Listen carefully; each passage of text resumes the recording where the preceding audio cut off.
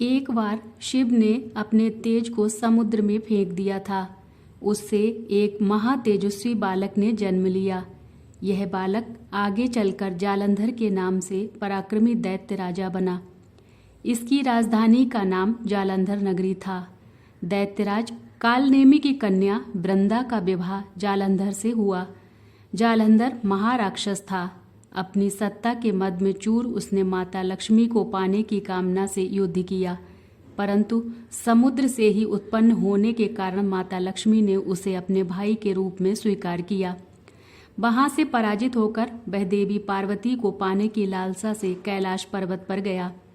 भगवान देवादिदेव शिव का ही रूप धरकर माता पार्वती के समीप गया, परंतु मां ने अपने योग बल से उसे तुरंत पहचान लिया तथा वहां से अंतर्ध्यान हो गई। देवी पार्वती ने क्रुद्ध होकर सारा वृतांत भगवान विष्णु को सुनाया। जालंधर की पत्नी वृंदा अत्यंत पतिव्रता स्त्री थी।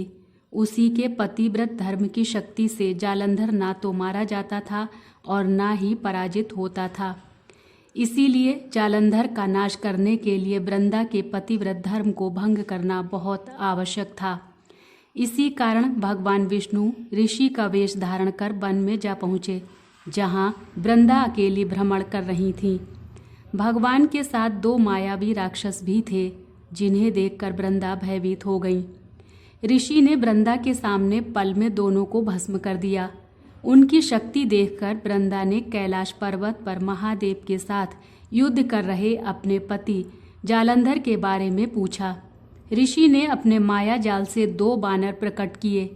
एक बानर के हाथ में जालंधर का सिर था तथा दूसरे के हाथ में धड़। अपने पति की यह दशा देखकर वृंदा मूर्छित होकर गिर पड़ी। होश में आने पर उन्होंने ऋषि रूपी भगवान से विनती की कि वे उनके पति को जीवित करें। भगवान ने अपनी माया से पुनः जालंधर का सिर धड़ से जोड़ दिया, परंतु स्वयं भी वह उसी शरीर में प्रवेश कर गए। वृंदा को इस छल का तनिक भी आभास न हुआ।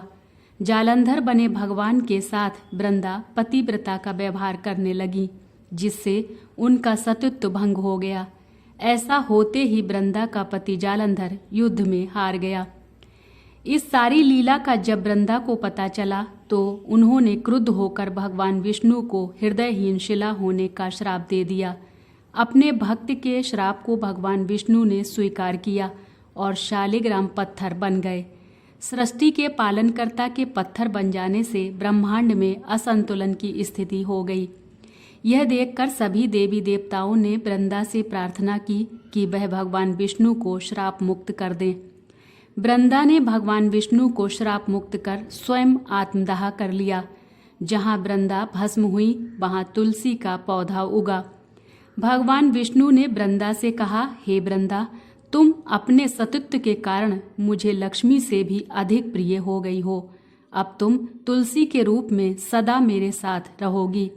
तब से हर साल कार्तिक महीने के देव उठनी एकादशी का दिन तुलसी विवाह के रूप में मनाया जाता है। जो मनुष्य भी मेरे शालिग्राम रूप के साथ तुलसी का विवाह करेगा, उसे इस लोक और परलोक में विपुल यश प्राप्त होगा।